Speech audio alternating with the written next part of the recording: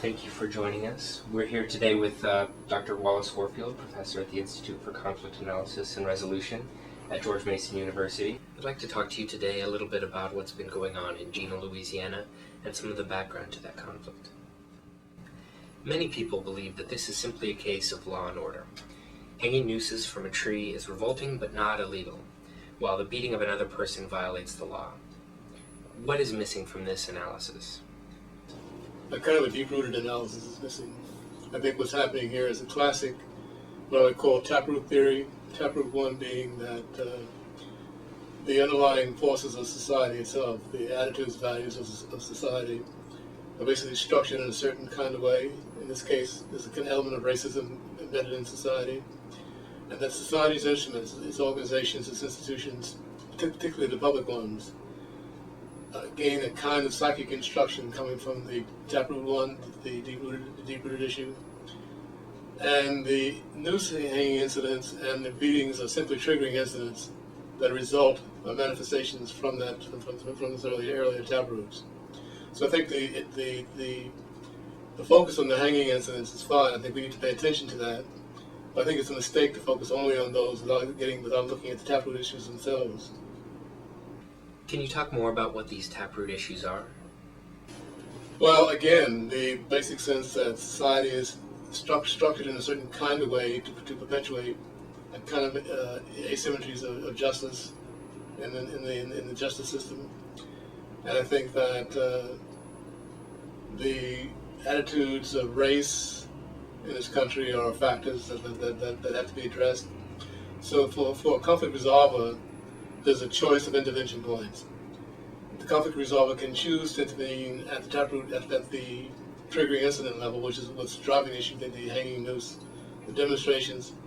But interestingly enough, Paul, the demonstrations really are a manifestation more of people's concerns about the Taproots. If you unpack the narratives that are ensconced in the language of the demonstrators and the leadership of the demonstrations in Jena, you hear the Taproot 1, the underlying deep-rooted issues of concern about the values and belief systems of our society.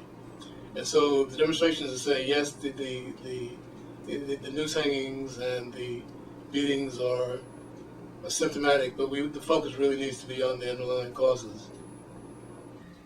The prosecutors have argued that the noose incident was not mentioned in any of the 40 statements taken after the attack on Barker. Yet it is clear that the context was one of heightened racial tensions in Jena. Why is it important for us to remember the bigger picture, particularly when we're so focused on court cases and their outcomes?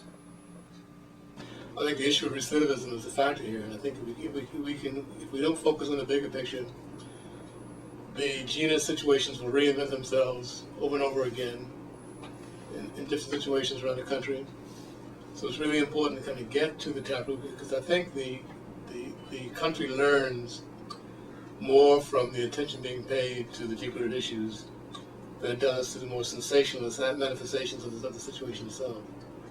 After these court cases have come and gone, the media and public attention is going to shift somewhere else. What is needed to keep us focused and working on these issues?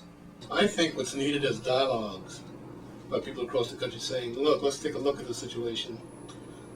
These are manifestations of scenarios in our country that are still alive, that still have vibrant narratives attached to them, that still speak to the conditions of certain people in this country. And if we don't pay attention to this, then I think we're doomed to repeat this over and over again. So I think the kind of dialogues that people like public conversation projects, the dialogues that Sandy Sheldon and others held here for post 9/11, are attempts to kind of get to the more underlying causes of these issues, which can bring, and if we publicize these dialogues, then I think they can be replicated around the country, and so until finally they begin to capture the attention of the larger public. People of color are disproportionately represented in the prison population and systematically face harsher punishments, including the death penalty. For some reason, people who call attention to this fact are accused of taking sides with violent criminals. How can activists for fair treatment under the law escape this charge? Well, it reminds me of an interesting story, which is sort of comical in a way. I worked for the Justice Department's Community Relations Service, that was concerned about this very issue. In one of the far western states, it might have been Idaho, Utah, I don't remember exactly which state it was right now.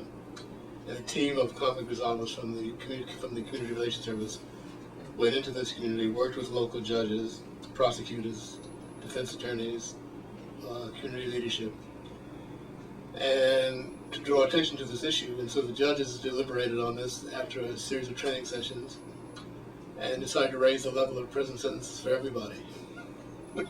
So, obviously, I don't think that's the answer. But I think that we need to address the asymmetries of justice in ways that cause people to raise questions about why. In other words, why is violence interpreted differently according to violence becomes a kind of a social construction. If you think about this in a Galtungian kind of way, that violence, when it comes to African Americans and people of color, tend to get looked at in a classic physical violence sort of way, but when whites can commit violence and can commit violent acts, somehow or another it gets translated and gets interpreted in a very different fashion. Yet it's still violence. Okay, and so what we tend to do is we first of all mischaracterize the nature of violence, even when it is a similar violent act. It gets treated differently, which I think is baseline racism. But then we fail to construe the nature of violence as it takes place in other manifestations. So the way the system is set up in society is a violent structure. So the economic structure is a form of violence, if you will. The education system is a form of violence. And these give rise to these kinds of behaviors. So we need to address once again, these systems are what I say will occupy the top level 2 level of the Taproot theory. They are the instrumentalities and systems of government and public policy that create these kinds of situations to begin with.